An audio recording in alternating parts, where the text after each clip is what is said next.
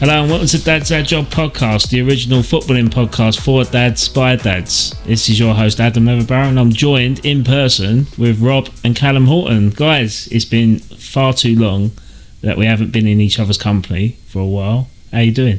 God, before we answer that question, Adam's just got released from prison, that's why. So. Before we answer that question, can we give Callum a round of applause, because he got his garage cleaned and we can finally record together again. Well done, mate. Proud of you. It has been. Can I just say, it has been clean for like 3 weeks, 4 weeks. It was half done. I had it done. 4 weeks. I wasn't here, was I? No.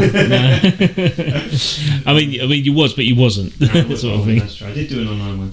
And also, guys, before we start talking about our topic this week, it is a great week if you are a conspiracy theorist. Oh, in what sense? Because the JFK files have been released, and all of the documentation that surrounded his assassination, and certain suggestions about who was involved and whatever. So there's been people that have been eating that up. There's been stuff about new information about the pyramids that have come out. So the people are loving that. Apparently there's like underneath the Giza, is it the Giza Plateau, I think it's called, there's like 2 kilometers worth of like stuff underneath the pyramids that connect the whole network. So there's that. So like the conspiracy theorists have won this week because they were like, we told you so. Graham Hancock's like smoking his cigar. So like there's been that this week, and I do love a ball and yarn. Is that what you call it? Ball in the yarn. Ball and yarn. Like a yarn. But so it like a little kitten just playing with it. When it unravels. The story unravels. So have you actually got any facts or anything that you can give us that's going to be like, here you go, viewers, go and have a butcher's? I won't talk about the JFK one because I haven't.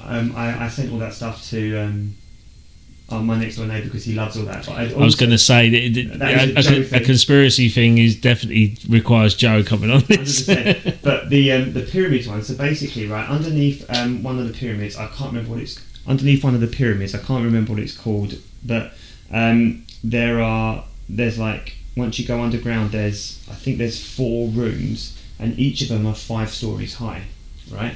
But then underneath those 4 rooms, and this is quite a big space, there are 8 cylinders that go down into the ground, right? And around these cylinders, there's like a spiral, and they don't know whether it's a staircase or some sort of tube, right? And then this goes around underneath the pyramids. And then, there's 8 of them, 4 are connected by a massive like box-shaped object, and then the other 4 are connected by some sort of massive box-shaped object. And they think it goes down 2 kilometers in the ground, and they don't know what it is, obviously. But speculation has always been really for like, if you're into that kind of like conspiracy theories, that the pyramids had some sort of power source. And you know, the fact that this goes 2 kilometers into the ground, why does it go to 2 kilometers in the ground? And then more interestingly, how the fuck did they do it? So how have they got this knowledge then? Like, right, scanned it. I can answer that. Yeah, so they put this thing into the ground, and it was one of those ones which is like I think it's like a noise thing. Oh, and it bounces. It bounces off the walls, and it draws a picture of what it bounces off, right? And then it's basically created this image. The image itself is quite impressive. It is not hard to find if you just type in like some sort of like new information about the pyramids or something. Come on, IT Adam. You'll see. Honestly, 2 kilometers into the ground, and perhaps it goes further. Like, it's mind blowing because this apparently predates modern civilization anyway. People say it goes back as far as 6,000 years, but even so, 6,000 years, it could be any thousands of years, because there's no. The mainstream view is 6,000 years, but there's all these, you know, the conspiracy theorists will be like thousands more. Yeah. But yeah, so that was kind of like, and I am kind of like in the Egypt pyramids black hole thing. It's all because of Graham Hancock that I fell off the wagon. I was in deep, but mind blowing stuff because there's legs to it, like, which is crazy. Like, this is meant to have happened 6,000 years ago, and there's this kind of technology that we can't even grasp. Is it going to be possible to excavate, or is that the right word? Yeah, This is the problem with with the way things are there, it's very hard to do anything like that. And I think it's very hard. And obviously, if they were to find something really concrete, we're not just changing talking history. It literally rewrites our understanding of. It could potentially rewrite our understanding of history because it's so out there. Like, our understanding is that these are basically tombs. So what you're saying is my C grade in history could be regraded because I was actually right when I was 16. Maybe you were, but like, it's madness. In your face, Eastbrook.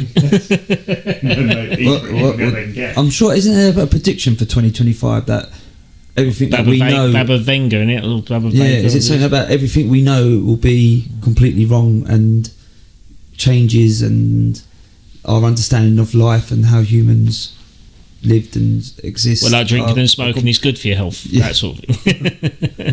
I don't know if that's ever going to change. But it's meant to be like a prophecy, isn't it, or something about 2025? Another conspiracy thing. Mate, I don't know. It might be. There's a prophecy every couple of years about the world ending, isn't there? So yeah. Well, we're on the last pope. If you want a conspiracy one as well. So there's meant to be so many popes, and this pope, and it is meant to be something to do with 2025 as well. Once he's gone, the world as we know it will never be the same. Once this guy goes, and it's the last one. Yeah. I was going to make a really subjective comment there. I thought, well, yeah, all the kids will be safe. Let's just say Adam, Adam, not on the podcast. No. The other one is, guys, we need to have a moment of silence. We need to have a moment of silence. So I've bestowed upon you the week of the conspiracy theorists, but now it's the time for some sadness as well. Moment of silence, please, because Lynx have just discontinued Lynx Africa. I've just seen that. Why? I don't know. Christmas will not be the same. I know. I want to get my socks off my Lynx Africa. So is it worth me putting my... I've got one upstairs, not even open. Is it worth putting it away? Is it going to be worth money? Put the time capsules. No, seriously, I'm not even joking. joking. When the next Baba Venga comes out and goes, this was the original essence of human life. Mm-hmm. Lynx Africa. Lynx Africa has been I cannot believe it. But isn't that not best-selling one? I'm sure it's the best-selling one. That's what I thought. I knew about this a little bit earlier, and I was going to text you guys, but I wanted to save it for the pod. I text Lee, and Lee was like, absolutely not, this is an outrage. There's got to be a petition, surely. I don't know, mate. And it's not even April, so it's not a joke. Can't believe it. No. Well, Lynx is going to go out of business. You heard it here first. Well, they're going to rebrand to Axe. The thing is, they've got all the little knockoffs in there. Yeah, that's true. That's true. Yeah. So maybe it will survive, just as a little. Well, they did. What was that other flavour they done? It was like a chocolate, wasn't it, or something? That is actually good dark chocolate. I think it's called dark chocolate. I've got a chocolate orange at home, or orange vanilla, which is quite nice. Are these deodorants or like? Danny's got so many. Like flavoured I don't sprays. even know. I just go into Danny's room and nick one. So. I'm a Right Guard Roll-On fan, I must admit. That's very dad-like, isn't it? That's old man. That is. I used a crystal for a while. Do you remember that? I've still got one at home. It's like a salt crystal that you used instead. Oh, it's meant to. Yeah, because it's meant to. A salt crystal. Yeah. Oh. It's good. It is good, but it just doesn't have any fragrance to it. It's meant to stop you sweating, isn't it? Yeah, it's meant to take away the odour from the smell. Oh, that's from the sweat. Oh right, was that a Himalayan salt sort of thing? You can get it from Holland. That was supposed to be a joke. But you can actually being serious. You get it from Holland and Barrett. Oh god. Yeah. Also, if you shave your armpits, it reduces odour. Just so you know, because the smell doesn't stay in your hair. Also, it increases your sweat though. Does it? Yeah. I obviously don't work hard enough. Is that we're talking about working hard enough? This week's topic. You right there, Rob? Sorry, mate. I couldn't do it quietly. Just do it in the mic, mate. It's fine. I'm intrigued to see what this looks like, actually. Don't mention the brand. We're not getting paid to say this. This stout is black. There you go. Black stout. That's a fantastic. That's a good-looking pour. No, it's really good.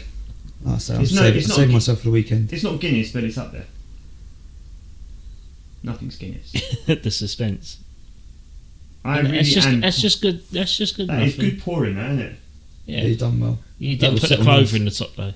Pardon? It reminds me of the was it that Rhythm of Life, the Guinness Rhythm of Life back in the day, and it just pours perfectly. Oh, Guinness adverts are fantastic. I wish there was a G so I could try and cut it. Just to down it. Do you know what else is really G's nice? at the bottom of the glass. Have you ever heard of Murphy's? Yeah, they've started selling that in Tesco's. Have they? Murphy's was always good. Murphy's Yeah. Black Stout, yeah. It was always that in Dublin as well as Guinness, obviously. But Yeah. No, Murphy's is okay. It's just not Guinness, is it? No, I mean the first place I had the Murphy's was is it Asper's in the casino in Did you? Westford? They had Oh, Murphy's in there? yeah, I used fantastic. to buy Murphy's from Aldi back in the day. Oh no, I mate. couldn't believe it was You there. have that on a draft, it comes out like cream. Oh. Honestly, it is. I mean, Guinness is fantastic, but Murphy's on a draft, I was just blown away. That is dangerous. Do you want to try some? Nah, it's what I'm saving myself for the weekend. Thank you, though. Nice. All right. Right, so this week's theme. Right, let's start doing some work. Come on. Start this Yeah, work. sorry to distract you all. That's all right. I think people are probably more interested in the conspiracy theory and the types of stuff that we're drinking, if I'm honest. But this week's theme or topic of conversation is going to be role models. So, obviously, a nice little football link here with Gareth Southgate, who has been doing lectures.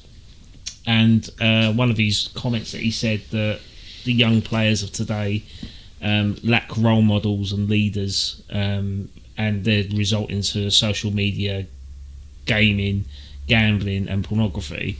And he's got, when I heard the lecture today, I thought, yeah, he has got a point. But I wanted to kind of steer it more towards us in terms of who were our role models when we were younger, and also how much pressure do you think there is in us now being role models for our kids? So that's how I wanted to start it. Is it okay if I just Yeah. start? I won't start talking about myself per se. I just want to talk about how it fits contextually. I think the timing of this sort of presentation or talk that Southgate has given is really apt. I think it's really appropriate, and I think the timing is really good. And I do think that having role models as young people, and if we're going to use boys as the context here, is really important. And I think it's something that people are being much more socially aware about. I can remember last year on TalkSport they had a talk about it, and it was really interesting to see where people thought role models should come from, because I really felt like I was different to what people were talking about, and I just thought I didn't feel the same way they did. But then also, you've had that TV show that's just dropped, haven't you, called Adolescence on Netflix? That's right, yeah. Which is creating a storm at the moment. But again, young boys influenced by sort of social media or whatever, carrying out crimes, and some of them are sexual and some of them are knife crimes, like whatever. But it leads you to beg the question what young people are seeking out their role models are. And when you said it this morning, whenever you said that we were doing role models this week, I was like, absolutely, because when I was younger, there were people that I respected or people that I idolised, and I'll talk about who I idolised in a bit. But in terms of role models, I didn't look at, like, I don't know, I didn't look at Eminem and think that's my role model, or I didn't look at Leonardo DiCaprio and think that's my role model. So for me, my role models were my parents. Like and I'm not saying that for clap. What I mean is that they were the people that I understood how to carry myself about. That's how I learned. So like. And I did make some notes on this, because when I was thinking about it with me and Danny, if Danny grew up and said, or if Danny turned around to me and said, oh, this person's my role model, I would legitimately feel like I'd failed. Like, I really would feel like I'd failed if he turned around to me and said, this person's my role model, or whatever. So like, if you talk about Dad was, and I always thought Dad's job was freaking cool, man. When we grew up, Dad was the security operations manager at the British Museum. I'd tell people at school, I'd be like, my dad's security operations manager, he's protected the Queen, like he was with Paul McCartney. My dad didn't even like Paul McCartney, but it was a cool story to tell. Dad hates Paul McCartney and the Beatles. Was it you say it's in the History Museum? The British Museum. Oh right, so he was used to dealing with dinosaurs then. Yeah. Paul McCartney. But like, he had the coolest job, right? And then he got made redundant, right? He got made redundant. He chose redundancy. He chose redundancy, but it was, if you've been put up for redundancy, that it's only going to go one way eventually, right? He set up a business, didn't work. It didn't work out, is what I mean. And then he sort of started doing some, like, what's the word? When you're not fully, when you contracting. He did start doing some like contracting for schools, and then he got the job as a caretaker at Cleves Primary School in East London. So like, for me, that was like a perseverance story, because like that was shite, and it was a shite time for us at home as well, wasn't it? But Dad was like always grafting, and then you look at Mum, and like despite some of her like disabilities that she has, she was always working. She was doing stuff at the school. She was doing the laundrette. She was doing homework with next door. Yeah, she was always working. Always doing stuff. And so like I felt like I learnt resilience from them. So like it wasn't like I was looking at somebody else and being like, oh, well, I'm learning my life lessons from them. Right? And I think that perhaps maybe that's the problem that we've got now, is that people are scrolling through TikTok and they're seeing people like doing the carnivore only diet, only butter and steak for me, and they're like, that's a healthy way to live. Or they're seeing other influencers and they're like, treat them mean, keep them keen kind of thing. So then you're kind of having this rise of like sexual chauvinism and misogyny, and that seems to be like the thing, or bigotry towards LGBTQ communities or trans people. Like you've got this kind of like ridiculous notion of like what things are because of what's being said on something on TikTok, and nobody has to be accountable for it.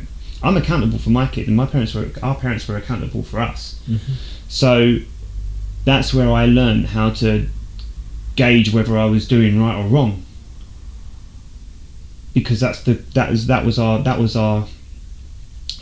home life. And then also, you know, Mum got us into church when we were younger. I'm not a church goer now, but I learned some valuable lessons there. You go, okay. What you want me to add? Yeah. I mean, yeah.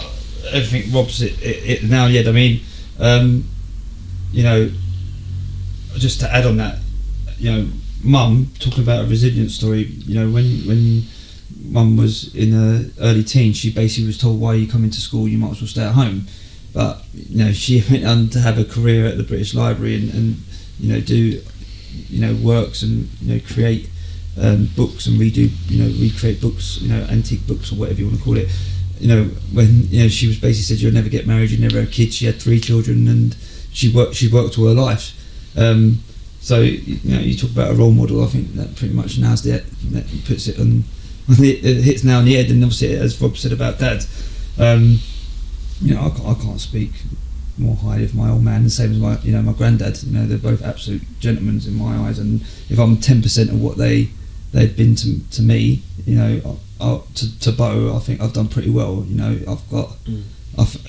you talk about pressure. I do feel the pressure, and I'm the same as Rob. If you know, Bo sort of grew up and wasn't like, you know, I want to be like my old man, then I would think I would have failed. You know, and I question myself all the time. I don't know if that's a positive thing or you know, I try and reflect on everything I do. You know, right down to how I play with him. You know, what I try and install in him, in the sense of, you know, like for instance at the moment, you know, he's had a few things at nursery where he's being hit, and it's becoming quite a thing, and I don't want him to be a victim, but then I don't want to tell him to hit back, and then he becomes an aggressor, and then we've got, do you know what I mean? And I'm constantly thinking about it, you know, what is the right thing to teach him? Is it time to say, right, you need to hit back, or, you know, should I say to him, you know, you need to hold back? But then again, I don't want him to be a victim all his life either. And also I don't want him to keep talking about it either, because then it becomes, well, you know, a problem, because then he's going to be starting thinking about it. I want him to enjoy going to nursery and doing the things that he's doing. I mean, it is such a complex thing, and as Rob said, I personally think it starts at home, in my eyes, as what I've just said. I can't, like, we've been so blessed, I can't speak more highly, and I'm supposed quite a few, you know, most people would say, I think especially in our generation, would say parents first, you know, but then there's also different aspects where you could have role models, in the sense of, you know, my role model, if you want to look into football, was always Peter Schmeichel, because for me he was the perfect goalkeeper. Not David Seaman? Nah, nowhere near. Well, I suppose if you're growing a tash and a ponytail, how can you be a role model? There's nothing wrong with a tash. you are the reason why there's problems now. No, I mean, no. Peter Schmeichel, for me, he's just even now. I don't think there's a goalkeeper now who would touch him.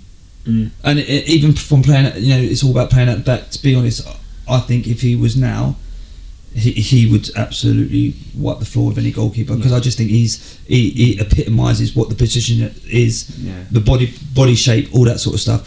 I just want to just throw this fact in here before Adam sort of talks about a little bit more about it. But so you talk about role models and being around the right people, right? So if you are around the right sort of people, so if you're what I say high performers or good role models, your actions and your output and your quality increases by 15% just by being 25, this is a true fact, just by being 25 feet around high performance people or people that you find that are role models or good people, however you want to look at it. If you're around negative or low performing people, your output or your quality of what you deliver can decrease by 30%. That is true, scientifically fact. Well, you would know them stats when you're in your career, wouldn't you? Because you're basically trying to advise kids to learn or avoid the errors of their ways by throwing these proven statistics out. You are who you hang around with and who you idolise, and as Rob just said, you talk about. I honestly 100% agree with what I think. Actually, you said it, to be fair, about society now. There isn't that them role models, or I suppose the branches of role models. That is because it's so vast, as you said, with the internet. Kids don't know who or where or even what is a good role model, because as you just said, you can go on TikTok and it's, I don't want to say fake news or people. I think sometimes people forget that these people are trying to get views and they're trying to earn a living and bit like us. no, but yeah. I mean, I think it's sad. I think we've truly, and like I say, working in school, we have got a lost society. And I'll work with kids who don't see their parents as role models because they haven't got a mansion, they haven't got a car. Even though I'm a great believer, success is measured in completely, in multiple different ways. Just because you've got a fancy car doesn't make you successful, doesn't make you a good dad. Do you know what I mean? It doesn't make you a good person. Success is measured in so many different ways. But a lot of my kids will go, well, he's a good role model. Well, why? Because he can get 1 million views by saying something inappropriate or something. Well, if I could do that, I could do the same. But is that what you want to be projecting? That, I mean, it's that reflection, isn't it? I think I know me and Rob definitely, we were spoken to, and I think that is the key thing. If you have parents that are happy to talk to you, and like I say, we've done some stupid things in our lives, and and don't get me wrong, we had been shouted at, but that being shouted at was always followed up by, right, let's sit down and talk about, and it's that modelling of, right, you've done this is what could happen, this is the consequences potentially, or these are the consequences obviously for what you've done, but how do you move on from that? And kids are not getting that now. They are not getting that, and I think and I think sometimes it's also the parents don't know how to do that, because we're in a life now where social media is so vast. It's sometimes I don't even know how to cope with it, and I'm working in school and I'm sort of navigating and going, well, actually, this is new to me, so let's work it out together. But I'm still trying to show them together how they navigate through it. But I think this is how important I think parenting is. Again, talking about boys, if a dad spends 15 minutes with their sons playing, the outcome or the positivity and the learning that comes from that is more than someone being with them like days and days and days just by playing 15 minutes every single day. It has more impact on that young boy Yeah, then I think, I can't remember the true fact, but their mum playing with them for 6 hours, or being at school for 6 hours just by playing 50 minutes. That's how vital Dad's role is. You know, and it makes me sad when, you know, dads don't always have the chance to be at home because they're working, or they've got commitments, and there's two ways of it: vacant dads, but also dads that want to be at home. You know, I'd love to be at home more, but you know, you've got bills to pay, you've got things to do, and you know, I begrudge going to the gym. I literally had this chat with Eva before, you know, coming in, saying, you know, should I be going to the gym before I go pick up Bo, because that's 45 minutes. I only do 45 minutes in the gym before coming home, but that's 45 minutes I could be spending with Bo, then going to the gym. Am I being selfish? But then I also know if I don't go to the gym, you know, my mental health, you know, I'm more ratty, I'm more worked up because I had a chance to work off the day's work. Do you know what I mean? That makes sense. Yeah. But I still begrudge myself doing that, even though, because I think it's selfish where I should spend that with Bo. But these are the battles that I'm having, trying to be a good role model, you know, and trying to be there for Bo. I mean, what do you think, Rob? I was going to throw this at Rob. Obviously, you talking about how influential your career is with the kids coming in, like growing up with, like, in the situations that they are, and I'm going to throw it back at Rob because obviously you're in a different sort of environment in terms of like the sporting nature with cheerleading. How influential do you think you are with the girls and the boys that you do cheerleading with? I mean, do they look up to you as someone guiding them in the right way, not so much in life, but in terms of skills, really? I mean, as a cheerleader, I'm just interested to find that out. Well, I'd hope they would think I was a good coach, and that they can see that their pathway is clear with me, or that they're safe, or they're secure, or that they would feel that they've got someone in their corner. And unless they see their pathway as like, I want to become a professional cheerleading coach, or I want to become a professional tumble coach, or something like that, I wouldn't want them to see me as like a role model. I wouldn't, but I would like them to think I can learn from this person, or this person has my best interests at heart. And I suppose because I want to be part of their journey, but I don't want to be the defining factor in their journey. Yeah. Because ideally you shouldn't be, really. No, that's what I mean. It should be the Because parents it starts and at stuff. home, But right? unfortunately, there's some backgrounds and stuff, like as we were talking about with that adolescence thing, that someone else outside of that circle that you expect it, someone else comes in. Like, look at Ian Wright. Ian Wright's role model was his teacher, wasn't I he? still share that story every time I see it. You know what I mean? So Best obviously there's still that sort of element to it, isn't it? You know, role models are not just within family circles; it's outside that as well. Because when you interact with people, like, you don't know what you might say that might inspire someone. So like, you don't know that. So if you look at my job, I might say something that makes somebody think, do you know what? I want to be a tumble coach. I want to be someone who teaches gymnastics. And you might have an influence in the way that they choose their pathway, but at the same time, the person that they are, I just kind of feel like I'd want to be doing that for Danny. Like, the person who they are is because I'm doing that for Daniel, because I'm doing it for a layout. Mm-hmm. If you're helping shape someone become a better tumbler or something else, fundamentally, if we're talking in very sort of basic principles, I'm doing my job, right? But at the same time, I see my job as something bigger, because you're shaping young people as well. But role model, I don't know. I wouldn't want them to see me as a role model personally. Like I said, good person, good coach, someone I can feel safe with, someone who I think is someone who's looking after me, whatever. Great. That is a role model, though. Everything you just said is a role model. Yeah, I know that is. But I'll give you an example then, right? I idolised Tony Adams. He was not my role model. He was not someone, and I say this tentatively because I know that I've read Addicted, right? He was not my role model. I idolised him. I wanted to play football like him. I didn't want to be like him. You know? I didn't want to be Tony Adams. I wanted to play football because of Tony Adams.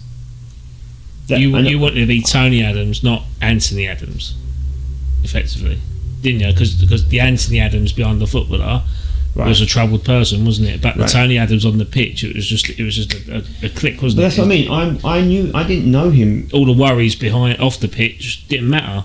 No, You know, all I got from until I read the autobiography, right? And I've read the autobiography probably maybe a little bit younger than I should have done, because I was reading about the things that he got up to, the alcoholism, the events in Camden, some of the stuff that I read about all that stuff, and I was probably 13 or whatever. I was probably too young to be reading that stuff, maybe.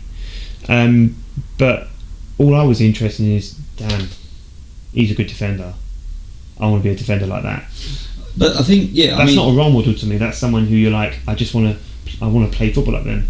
I wish I could write poetry like Eminem, but I can't do that either. But I think what you're saying, I agree with what Rob's trying to say. But then, the way I would look at it, and what I teach my kids at school, is you take snippets. So when I look at like my dad, like my mum, dad, certain attributes that they have and skills and what they've done for us and what they do and what they have done, that's what I want to do, right? Ultimately for Bo, and I want, and like I said, I can't speak more highly of my mum and dad. I can't, and I just can't. But then, what I try and do, and what I try and instill in my children at school, is that you need to steal stuff off people. So as Rob just said, Tony Adams, right? That if you're going to, for me, if you're going to take something off Tony Adams, is leadership. Yeah. If you want to take something off, I try and think of other people, like what skills do they have that I would like to instill in myself to then be the best version of myself. And it could be communication, it could be determination, it could be confidence, it could be I want to have confidence like Robert De Niro, like the way and sometimes it doesn't always have to be so-called like positive stuff, like it could be like a confidence thing. I'd like to have a bit of swagger, like whoever who's I like, who's like Mick Jagger, or like David Gandy, like the way he wears a suit, or like like it doesn't always have to be like deep. Sometimes it could be like like David Beckham. I'd love to be like look or like walk into a room and have that sort of charisma. Yeah, do you know what I mean? Or what Tom Hardy, the way that he's like rugged, or and it's sort of looking at everyone, because let's be honest, everyone has their own little attributes. Even from myself to Bob down the road, like, or Bill down the road, or whatever. There's always something that you go, oh, do you know what? That bloke's really good at that. Or even with kids, sometimes I look at a kid and go, do you know what? Yeah, you're really good at that, and I'd like to have a piece of that. It doesn't always have to be, an adult. It can, I've looked at children and go, do you know what? You've worked hard at that, or whatever it might be. And I think it's a role model is bigger than just than someone older, or as Rob said, church. We had like Reenie and Ada, who were fantastic role models, really, weren't they? They did a lot for that church. They turned up for the church. Like commitment and just old-fashioned homeliness, really, was it, and stuff like that. Old school sort of strictness as well. That we learned a lot from them, really, didn't we? The time we spent. And I think what I try and teach my kids, you've got to look for the snippet. You've got to look for the good in someone and go, right, how could I put that into my life, and what benefit could that have in my life? And I think kids don't do that enough. I don't think people do that enough, to be fair, not only kids. But yeah. No, it's a good point to end it on, mate. If I'm honest. Yeah, I think it's. Yeah, I think you didn't get to say much there, did you, mate? No, I didn't need to. I'm not gonna lie to you. I mean, this is fantastic. I love this topic because I could go on and go on and go on. There's so much to say about role models and the impact. I'll land on me for like the last minute or so, but like the reason, like with my background, that my parents had me when they were really young. I wouldn't consider them as role models, and I know they're listening, and I know they'll probably be heartbroken by hearing that, but I think they can understand that the role model that I looked up to was my granddad, because it was always a different offset. I mean, my parents were always happy to be contented with life, whereas I always wanted more from it. I'm not discouraging my background or where I was brought up. I was brought up in a flat in Rush Green, and I loved it. I loved every minute of it. But then, as I got older, I decided: did I want to be that person, or did I want to be something better? And to be fair to my parents, they did encourage me to do that, because they didn't want me to live the same life. So yeah, they were role models to an extent, but I'd always consider my granddad, because my granddad was always the shoulder I could lean on, the person I'd ask to for questions, and he would know through life skills and experience and stuff. And obviously he brought my dad up, so he'd done a good job with dad, so I'd always diverse them. And then I also lived with them at a later point. But taking that sort of experience, like, there was not really anyone out there that I would consider a role model, like in TV, or like I looked up to footballers, but then I never really saw them as my go-to point. But being a dad now, I feel like it's important to encourage certain role models in Connie's life, not so much within the family, because I think that's a given, but just like female role models, because there's not really a lot of them out there. And knowing that I've got a baby girl that's going to grow up in this world that's going to be quite hard for her, to kind of encourage like these powerful women icons is going to be the one that's going to be the most challenging thing. Yes, women are. You know, that she's not like sung, are they? Like celebrated, are they? No, like she's born in an Elizabethan era, in terms of like Queen Elizabeth II. I know she ain't alive now to see her reign, but that's still a very powerful woman that she's been born under.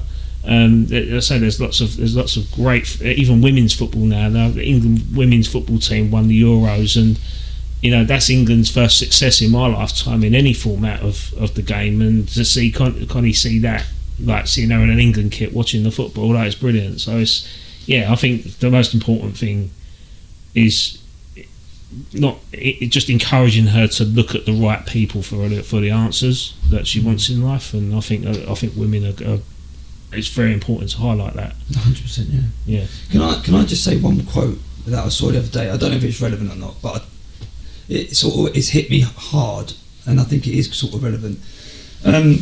So when the father passes, yeah, it's the only man it's quite a sad quote actually, but when a dad passes, that's the only man left. Or once he passes, it's the only person who wants to see you do better. The only other man in the world that wants to see you do better than him, because every other man obviously wants to be the best. You know what I mean? It's, you know, you talk about role models. I think that is the ultimate role model. Is it, you know, being a dad that wants your son to do better than you've done, and that's what I want for Bo. That's obviously what we want for all our kids. Or even our own dads. Have wanted that. 100%, yeah. And it's a sad quote, isn't it? So once your dad passes, it's the only man left, the only other man in the world who wants you to be better than him, because every other man wants to be better than you. Yeah, that's wicked. Yeah. Well, we'll leave it on that note. A very philosophical conversation as a dad and role models and whatnot. But yeah, if you want to listen to us rabble on about football, England, Arsenal, West Ham, Newcastle winning a cup for the first time in 70 years. Yawn. Head over to our YouTube channel to listen to part 2. But thank you for listening to part 1 of this podcast, and we'll catch you the next time round. See you later.